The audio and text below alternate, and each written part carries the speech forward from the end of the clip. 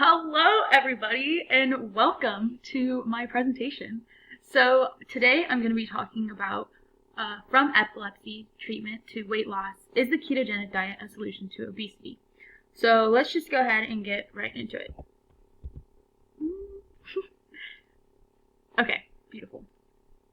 So just an overview of what we're going to be talking about today and just some of the questions that we're going to be hitting. So why do people go on diets? What's their motivation and just kind of the thinking behind that.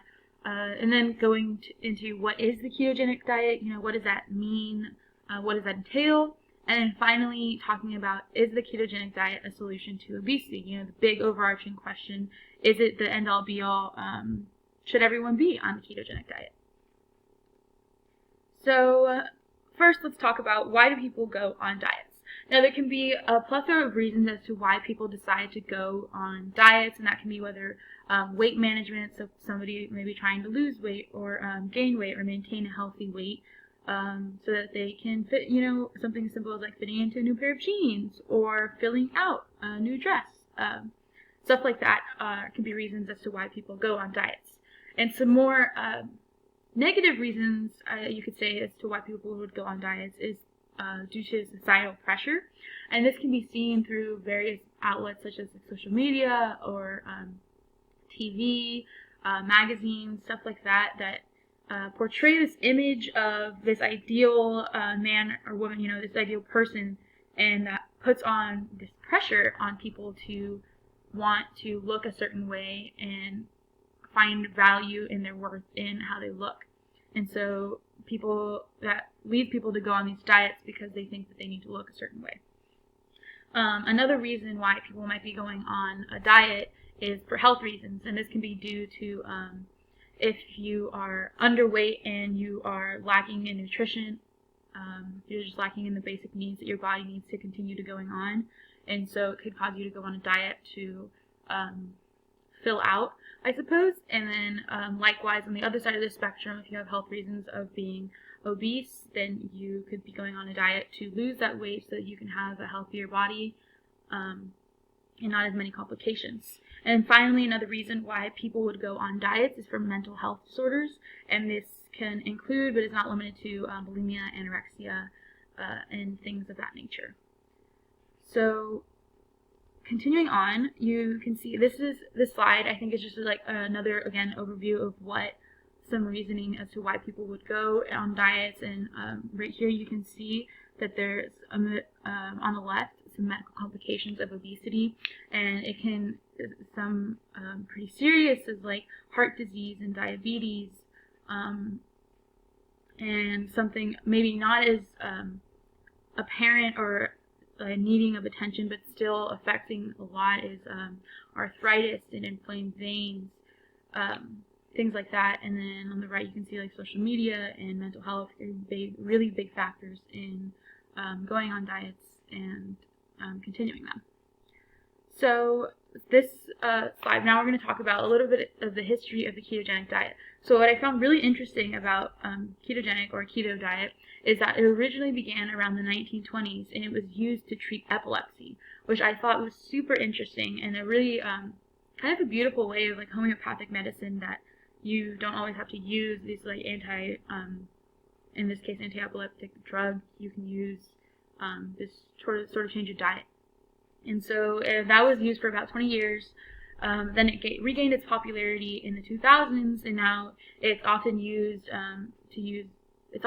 as a way to lose weight quickly, and it's advertised as such. Like, use this new fad diet and you'll lose weight. So yeah, it's really interesting, and I think it tells a lot of how the history of the ketogenic diet specifically tells a lot how much nutrition affects the body and how it can greatly improve your health, and as well as greatly hinder your health.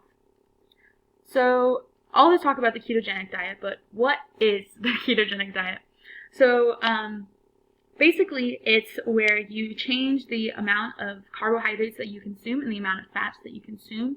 And so instead of the normal dietary amount, you would up your increase of fats from about 10 to 20% to 70%, which is a huge increase. So that means that you're getting the bulk of your nutrition from these fats. And as you can see in this image, it's kind of like a rough estimate about the rest of your daily diet intake is going to be 25% of protein and about 5% of carbohydrates. So that's a crazy number from, this normal, like, a balance of everything to this high fat, high fat diet. And so what are some positive effects of going into this high fat diet and this low carb diet is, according to healthline.com, keto diet offers many benefits, and these benefits can include reduction in appetite, weight loss, reduced blood sugar and insulin levels, which can be like huge impact, especially for somebody that is struggling with their weight and struggling to try to lose weight. This diet can be effective, right? Because many people have reported seeing immediate effects of this diet, like within the first week of just losing weight and less bloating and stuff like that. So, but what are obviously some negative effects of this diet is that when the body, so like I said, how the keto diet is, you have an increase in fats and a decrease in carbohydrates. So when the body is experiencing a lack of sufficient carbohydrates and an increase in lipids or fats, the metabolism goes into what's called ketosis, and ketosis is the conversion of lipids to ketone bodies, and these ketone bodies can be used to create and burn energy in the body,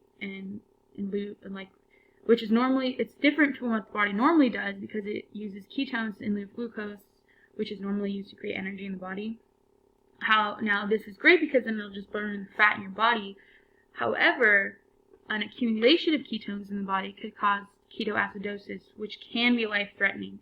And ketoacidosis is when the body has an accumulation of blood acids, which can cause weakness, fatigue, vomiting, excessive thirst.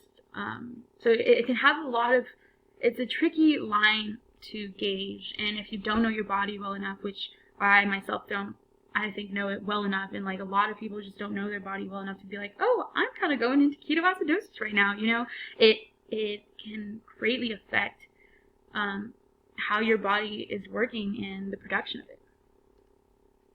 So this overarching question, finally, is the ketogenic diet a solution to obesity? Well, it has proven, many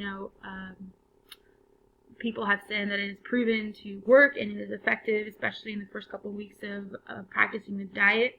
It is incredibly strict, and like I said, 70% of your diet is going to be fats, and you're going to be consuming those fats, and like 20% carbohydrates, or not 20%, sorry, 5% carbohydrates, which is an insane number. And I don't know about y'all, but I love my bread. Like, I love my carbs. Give me my pasta, give me the bread. And so it's just, realistically, I think this diet is not a solution to obesity. It can definitely be a kickstart to a healthier lifestyle, but it misses the main